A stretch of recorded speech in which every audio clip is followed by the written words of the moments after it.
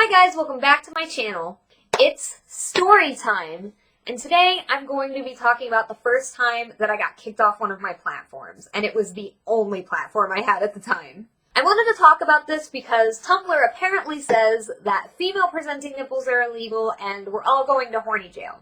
Not safe for work content is being banned, and of course a lot of people are going to be losing their platform because of this, and it's horrible. But I'm very grateful to say that in 2018, like at the end here, we have a pretty good community just across multiple platforms where we can all kind of communicate, and there can be a lot of education out there, so tons of people have covered it already, and I don't feel I need to make an educational video.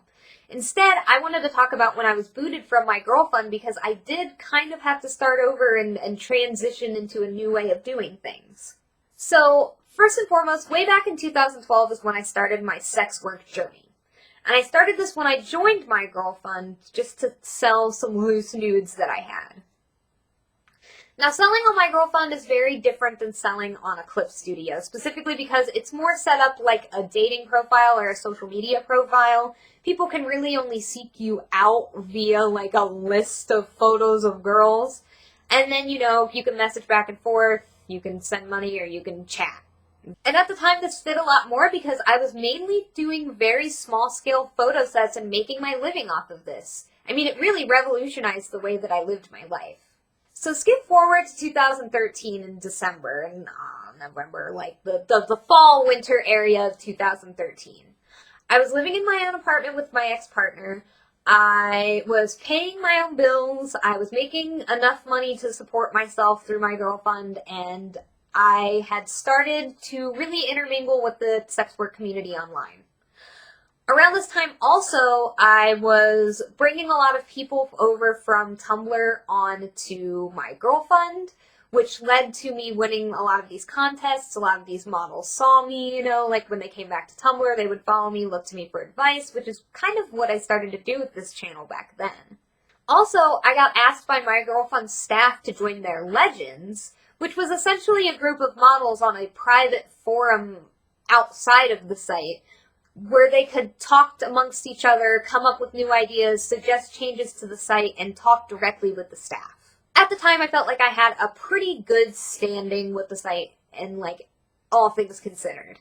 Of course, around this time, with all the community coming together on Tumblr, which is kind of why I want to tell this story, because it is kind of about the sex work community on Tumblr.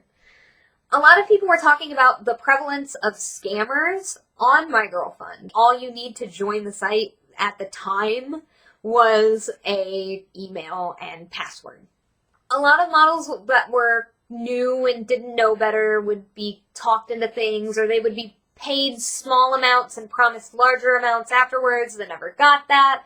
A lot of people's content leaked very easily, and if you left the site, your content was not erased from the site. There were a lot of issues that a lot of people had about this, and they talked on social media, and my girlfriend really didn't like that. One of the two worst issues that happened was there was this woman who, she was closeted, she was not like an out sex worker, and through conversation, a member on my girlfriend had started to blackmail her, had gotten all of this information about her, was frightening her and her child, was really putting her in a sense of danger. And when she sought out help from staff, they didn't really do anything for her or respond in any way. Now, my girlfriend has these private forums, and they're pretty much the only way on site that models can interact with each other, and they can't be seen by members. Rules there were pretty strict, too, so there wasn't really a lot there that you could post and ask questions about without going off-site to do it. This woman came out with a plea on this private blog area, essentially saying, nobody's helping me, I'm really scared, I don't know what to do. My girlfriend responded by deleting her profile, deleting the blog, and essentially offering the woman no assistance whatsoever, and it was very shocking and horrifying.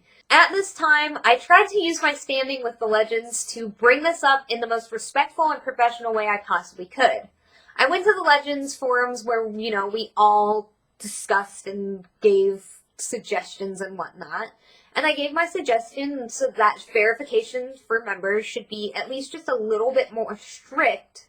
Again, I was very professional and respectful, and they responded by booting me from the Legends, and I feel the other legends were so intimidated that it might happen to them that I couldn't even get any of them to talk to me for a really long time. The second really awful thing that happened was that there was one specific scammer on my girl fund who was going around and convincing young women to shave their heads with minimal, lesser, or no pay at all. And he would get around this by getting them on cam, sometimes giving them a moderate amount with a promise of a huge, exuberant amount afterwards, or saying, you know, look at my reviews, you can trust me, if you do this show, I promise I'll pay you afterwards. And sure, for some people that might sound a little like, no, I wouldn't do that. But not everybody has the same amount of awareness at all times. So it was like he'd send you a small amount of money, you'd trust him, you'd get on live chat and live camera, you'd shave your head, he'd log off afterwards, you'd never hear from him again, and you'd never get your promised money. Some models got really bad reviews from him afterwards, which greatly affect your standing on the site. And other models even said that their stuff was screen capped and reposted just so they could be made fun of.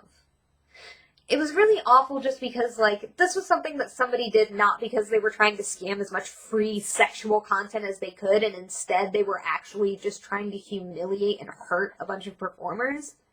And even more awful is the thought that this person was able to pull this off and send at least these moderate amounts to multiple people, which makes me believe that they definitely had the amounts that they promised, and it's just they chose not to spend that money on indulging themselves with good content and instead used it to screw as many people as they possibly could. And what did that person even get out of it? I mean, do they still feel good about that, you know, years and years later? So this was in, you know, mid-December, which is a pretty hectic month for all of us. So I thought, okay, I'll do a video on how people can be safe and, like, avoid scammers. So basically the video was just, I called the person out by screen name and I said, you know, this is what's happening, this is what this person is doing, please watch out. Now that this first minute of the video is up, here's the consecutive 8 minutes of educational content that's completely unrelated. So I put this all together, I put it up. People on Tumblr in the sex work community, they loved it. People who weren't in it, like, were really astounded by the situation and, liked to hear and learn about it. And all in all, for that evening, nothing really happened. The next day when I woke up, I had a message from the same screen name, but on YouTube. And the person essentially said, like, I'm going to take legal action, I'm going to sue, and then I'm going to report you to my girl fund. And I just kind of said, you know, do what you want. I didn't think anything was going to happen to me, but even so, he didn't really have too much legal standing there. So I was just kind of like, fuck you, you know? A couple hours later, I couldn't log into my girlfriend account, and I thought, you know, maybe I just have a temporary ban, maybe it's frozen, maybe they're looking over my stuff. And I waited for that termination email, hours and hours passed, it never came. People were telling me that they still had my content, but didn't have my messages and couldn't see my profile anymore. So I emailed them and said, you know, what gives? And that's when I got that shitty, fake little automated message of your account has been terminated. And you know how on Instagram and Twitter and everywhere else, like, you kind of get an explanation of, like, oh, you showed an illegal nipple, get the fuck out. Instead, they were kind of just like, we don't owe you shit. We don't owe you an explanation. You're terminated. Fuck you. It was very bland. I definitely didn't think too far ahead and didn't give myself time to prepare, and I wasn't really mainly advertising any other sites. I was only really working on one other, and I wasn't advertising it and wasn't uploading to it. Again, I only had 8 videos and a bunch of photo sets, and no other sites really marketed in the same way.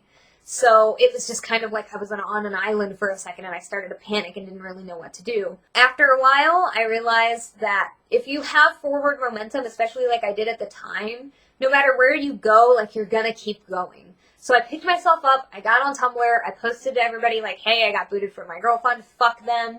People who had been holding themselves out saw that somebody in a higher standing was actually booted, and they decided, you know, fuck that, we're gonna leave. Meanwhile, I was kind of left to look to my friends and what other sites they worked for to kind of figure out what would work best for me. And after a little bit of research, I found a clip site, which was hard because I had to completely change the way that I sold content, and I had to completely change my content base. But it ended up actually being the right thing for me, and although like Clipvia ended up being a totally different shit show that you guys are free to hear another story about if you like this one, it sucked being booted, but to become a clip performer from it was really cool.